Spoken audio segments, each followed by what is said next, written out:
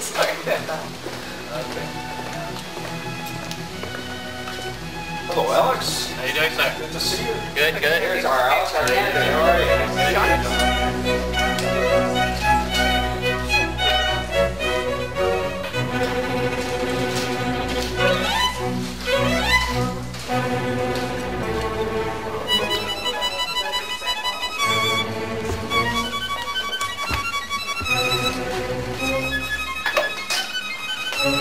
Okay, welcome everyone.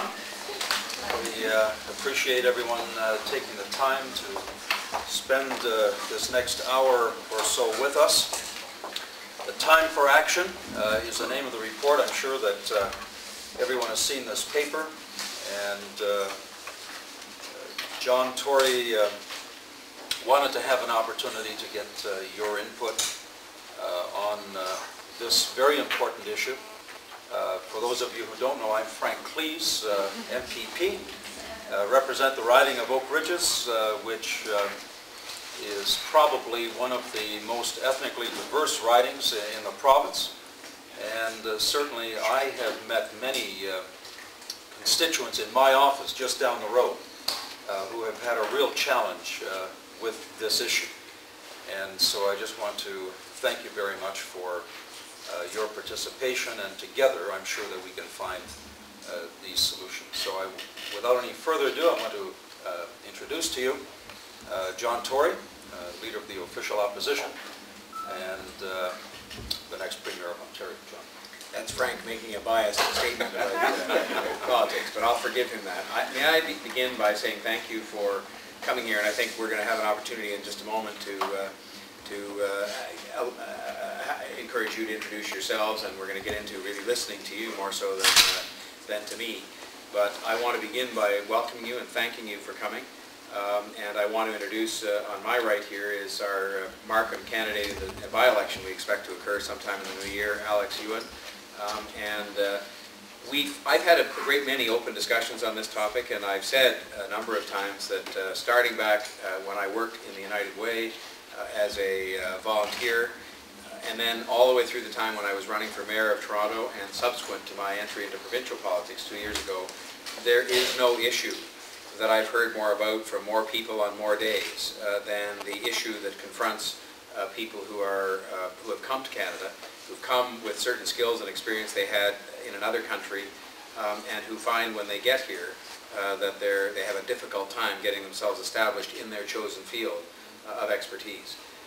And so as a result, it's something I took a keen interest in, which was really the birth of this paper that I hope you've all had a chance to have a glance at, because I wanted to try to go out and listen to people, and to, out of that, put together a series of recommendations that would try to help move this forward. And I've said in the report, and I've said to the media just outside now, and to the media other days, I've said it in the legislature, the current government has done some things on this file. I would not sit here and argue they've done nothing.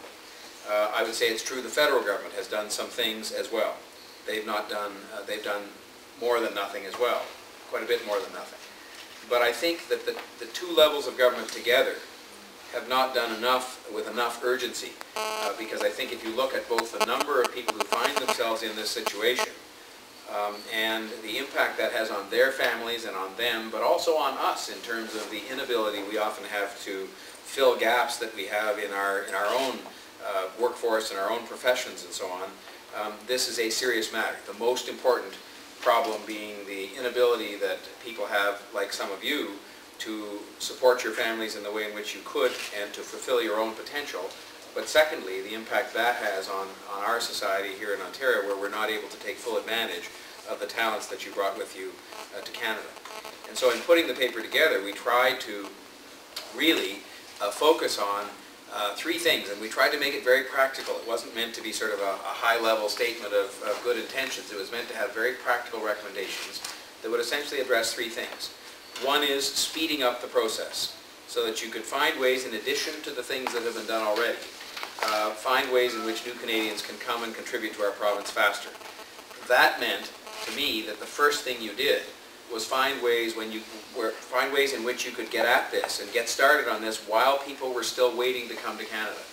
I was told over and over again that a lot of people ended up waiting to come here 2, 3, 4 years sometimes, and had they known of things they could do overseas, online, at the campuses that exist of some of our own Canadian colleges overseas, or otherwise, they might have done something about that. I look at something like English courses, which not everybody needs to have, but some people do. There's no reason you couldn't take an English course in the country of origin that you're coming from while you're waiting to come to Canada. And then the second thing, of course, is to speed things up when people get here. Right now, it's a complicated maze of programs and paperwork, and it sometimes seems there's so much paperwork that it's deliberately trying to make it hard for people. And while no one is suggesting that we, let down, including, by the way, all the people I ever meet who are newcomers to Canada, they're not suggesting we should lower the qualifications. They're simply suggesting we should make it easier for people to fill those qualifications to do what they choose to do. And then the third thing is to help make sure that the people who come have an opportunity to get into the workforce, which means when you look at things as successful as the work experience programs have been, for example, and that's not for everybody, but I had a chance to work very hard on a program called Career Bridge during the time after I ran for Mayor of Toronto and before I got into provincial politics. And they had a success rate of 90% of people finding full-time jobs once they had just a little chance to get some Canadian experience. And that's not going to solve everybody's problem, but it's going to solve a lot of people's problems if you had more spaces in Career Bridge for more people to have that chance. So that's really what we did, is to say those three things. And let's use technology. Let's use our educational institutions like Seneca, which has shown great leadership in this area. Let's have more mentoring and training programs. Let's make it easier to get into an English language course if that's what you need. Let's help build the resources of organizations like CICS, which Raymond has had some association with. And it was based on one fundamental conclusion that we had as a party and that I had as a person. And that is that the status quo is not good enough. The status quo is not good enough for us, but even more importantly, it's unfair. It's a continuation of the unfairness that we have inadvertently, unintentionally created here for people we have invited to come to Canada. I almost think it's like inviting somebody to come over to your house for dinner and then saying, well, we forgot to tell you you're supposed to bring your own food, or that, or whatever. I'm not sure if that's the best example, but we're saying to people, please come to Canada. We put you through an elaborate process to show how you earn the points to come on the system as it's presently set up, and we had some comments on that in the report. But then when you get here, having thought, well, I must have done well because I got asked to come to Canada and welcomed here, that you're told, well, we forgot to tell you a few things about what's really going to happen when you get here in terms of your ability to work. And I just think we have to do better than that. We can't just accept this is going to be a permanent fact of life where people are going to be here for long periods of time and keep coming here without that. So thank you for coming again. I hope that some of you will tell your story today, and maybe that it isn't a means of having to make you tell it again, because I'm sure many of you have told it many times, but tell it because it will help us, Frank, myself, Alex, to learn better about how we could do an even better report. Because, the fact we've written this down and printed it now doesn't mean it's perfect. It means it's some of the best thinking we could come up with as of the time we printed it a week or so ago. But I'm quite willing to add to the thinking and make it better and advocate things you might tell us today could be done in addition to what's in here based on your own personal experience. Some of you have been through it, some of you are professionals that help others, and so we're here to listen. Thank you. I'm the president of Toronto Chinese Community Service Association, which have been around for 33 years already. Well, we work almost the same as CICS, but we, on our own side, we try to implement all these programs the government have, and a lot of times we find problems with the way that it's supposed to be implemented into the new immigrant society. Like the ESL or link classes, which I find that most of the time it's wasting a lot of government money, helping not too much in the system. So the reason that I am here today, I would really love to bring that out and then see if the government can, in a way, changing the whole program to suit the need of the immigrant instead of, just wasting our money from our own pocket. It's our money too. Yes, in sciences. I have more than 10 years global experience. I worked mainly in Europe and Middle East, and then when I applied it, they sent me from the Ottawa the letters recognizing my art degree and certificate. They say everything is fine. When I come over here, I find all of the opposite, and hanging around for this situation. I'm Valerie Seeley. I'm with Seneca College. specifically with the Reemployment Services for International Professionals program. And that's such a mouthful, we call it the RECIP program. The RECIP program's been around since 1992, and we work specifically with the internationally trained. In reading the report, I was, seeing all the barriers and so on, and those are realities that we see day to day. So anything that can make things better, or any suggestions, any recommendations, we're always interested in, and that's why I'm here. Well, I am Allison James, and I'm with the same program, Seneca College, and I have been working with internationally trained for the past 10 years, and I am, glad to be here to share my views with you, and I hope that we can make a valuable, contribution to your process. Yes, please. I'm a job searcher. Today I come here just to share why I don't have a job. So someone immediately come here, share my experience why I can't find a job. This is why I come here. Thank you for that. Thank you. Hi, my name is Lucy. I have been in Canada for 5 years. So far my family is very well, but I know a lot of stories. My friends and my neighbors, they are professional in their country, but they do surviving job here. And I have been here attend a lot of English class, Link ESL, but for this class I come the ELT, the ELT is funded by the CPAC, CSCS, and ACCE. For 5 years, I heard this program is only once, and I attend that course. So I think maybe we need more this kind of course, especially for the professional. Thank you. I come from China. I just come here about half a year, and before coming to Canada, I had been working as an electronic engineer for about 10 years, and I also worked as a business development manager in big companies for about 10 years. So I totally have about 20 years working experience in China. But when I come to here, I just want to try to find some job which are related to my background, technical background or business background. But here I just find it's difficult to make this job achieved. For example, in here, normally for professional engineer should be assessment by PEO, PEO, Professional Engineer Ontario. So usually this process is very long and very complex. Usually they do have a formal test maybe twice 1 year. But assessment before your application and take test, you will take a long time to get assessment. I think this is very too long circle time. So I just want to know if there is a detailed program to improve this assessment circle times, to let people help people to get their professional engineering technology as soon as possible.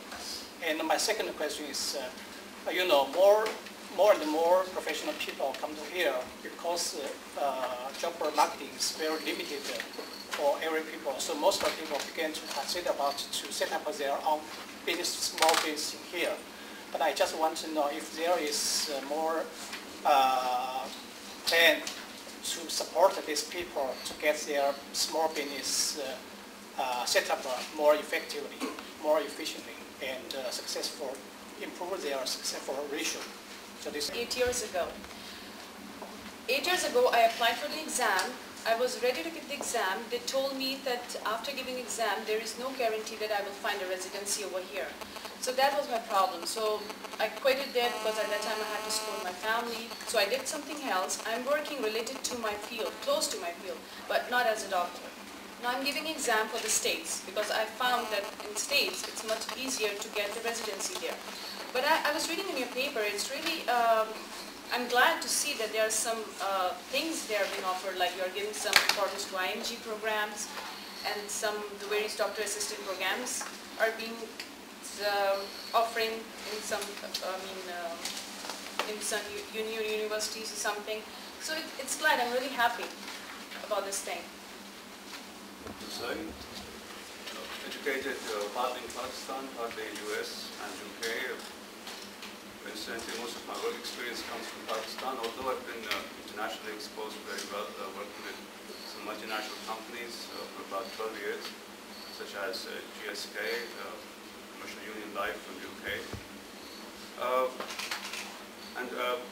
As she has very interestingly put herself, a job searcher, so I've been reduced to a job searcher.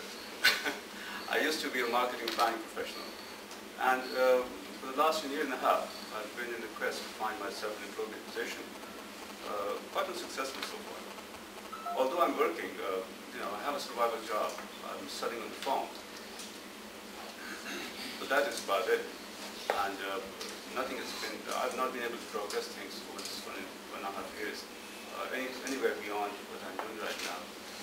Interestingly, I was interviewing with a good name company, an international company here in Canada, and that was also for a call center agent, because apparently that was a better environment I could get into, and perhaps progress in the company as well, because it was a bigger company.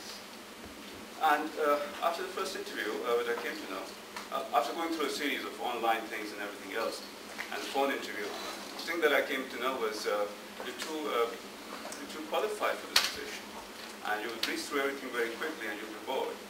And then you look to change. And I didn't have an answer to that, except for the fact that I want to progress in this company. It is a big company, and I'm sure there are ample avenues for me to progress into better positions here. But yet that wasn't recognized. So employers have their apprehensions too.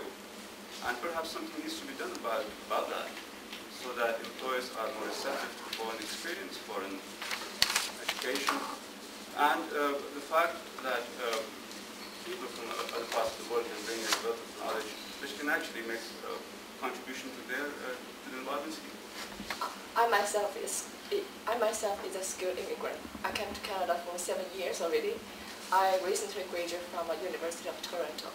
I studied here, worked here, and lived here for 7 years. So I have experience, and I want to share my experience and my opinion of how we feel about here.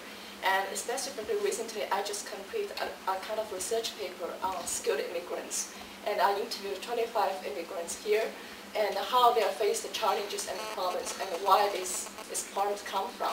I found there are 3 points we can improve. First is there's a gap between the skills valued by the immigration officers in overseas and the skills valued by the local employees here. So we have to fill the gap, and how we can cooperate with federal government to make them know how what we need skilled people and why they would need this and that, what kind of skill we want, and then take the link program, but their kind of language skills still they need to improve, because there's only basic trainings. They need training for the business communication and the professional specific language training. And then the third is, I think international students could be a very good source of skilled immigrants here, because if we just let them go, it's kind of waste the human capital we have to use here, because they already get professionals here, education skills, and the language skills here. That's part of my research findings I want to share with I should say, I think the first two things, when you have a chance to look at the report, we have found the same thing and talked to people that you did, because both of those things we mentioned in the report as being things that we heard from lots of other people, so I'm glad. The third one, I don't think we do mention to the same extent, but it's a very, very good point. As a past president of CICS, I have a great concern of all the immigrants coming to Canada. CICS has been serving the community and immigrant for over 38 years. CICS has a first hand on all the difficulty of all the immigrants. In general, skilled immigrants face 3 challenges. First, their educational qualification, skills, and past work experience cannot be recognized by Canadian employer. Second, as the research showed, Chinese immigrant level of English proficiency were lower than other immigrants. Language barrier prevent them from actively participating in the labor market. Thirdly, the lack of knowledge about Canadian job market. I think Mr. Tory is doing a very good job on providing such a program there. As the knowledge about how to set up small business. This initiative was welcomed by thousands of audience. I hope that lectures would be held at a regular basis and benefit more immigrant and newcomers. CICS has also set up the Employment Language Mentoring program, which provides employment-specific language training for professionals. So far, about 150 persons completed training, and 35% of them already found jobs in their own professionals. Others are in the process of job searching, however, with more confidence and skills. For this purpose, I have 3 policies proposals. The immigrant settlement funding recently transferred from the provincial government to the from federal government to the provincial government. It doesn't cover English language training and the employment service. I hope these important areas to be covered by the settlement funding as well and receive more attention of the government. I definitely support the Bill 124, which is a great policy measure. However, we have many things to do to improve this implement. For example, the government can subsidize companies in private sector to hire foreign training professionals. There's no other way of these people to have local experience unless they are hired by employers. Another thing is from the perspective of CICS. It is very difficult to negotiate with many companies to hire professionals who already complete the training of the ELM program. Because CICS is a community-based association, I wish that the government would offer us more support to build strong working relations with local companies. I believe working in a partnership, we can substantially improve the service to skilled immigrants who choose Ontario as their new home. And our economy can benefit from the variable skills and human capital possessed by the new immigrants. Thank you. I applied for the job, looking for the job. I mean, initially when I applied for the immigration, the ARTWA asked me to send your copy of the degrees and the qualification and everything. And I sent it. And they sent me the pink sheet that says all is good and everything is recognized in Canada. When I came here, when I applied for the job for my field and expertise, which I have the management and construction experience, everybody says you don't have Canadian experience. Simple answer. Simple answer that you don't have Canadian experience. What could we be doing here? We've said a number of things that we think could be done from here or over there to both better inform people and then to help them rectify anything that exists in terms of a gap between what we expect here and what they think they have. You got some ideas? Well, I think, something that you mentioned in the paper was creating some sort of awareness prior to arrival.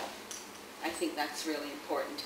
And getting the most reliable information, whether it be from the regulatory body or whomever, but, the truth, because I get a lot of internationally trained coming in and saying, we didn't get the truth. We heard a lot of things, but it wasn't the truth. So to go to the most reliable source and, hopefully with Bill 124, things will change and that will make the process somewhat easier. However, I do feel that I need to comment on something, and that's saying, in my experience, I really feel that one of the biggest challenges for internationally trained is for us to educate the employers. I don't think we have the total buy-in that, international experience is equal, that international experience is as valuable as we know that it is. And I think that's a huge piece, is getting the employers.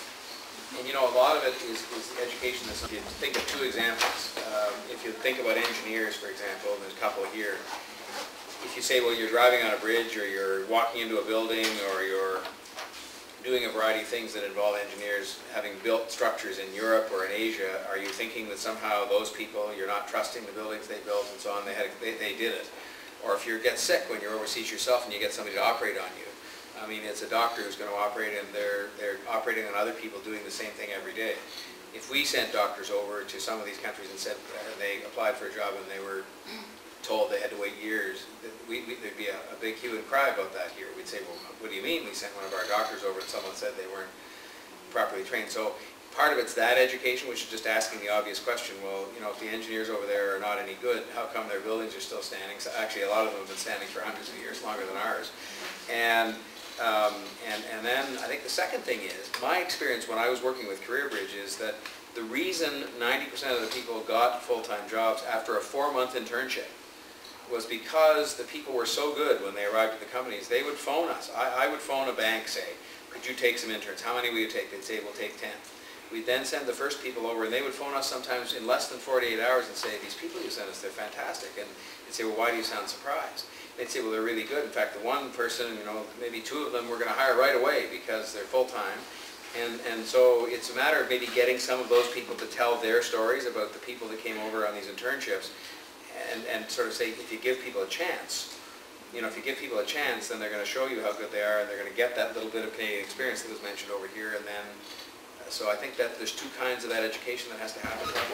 I did the job search from last year.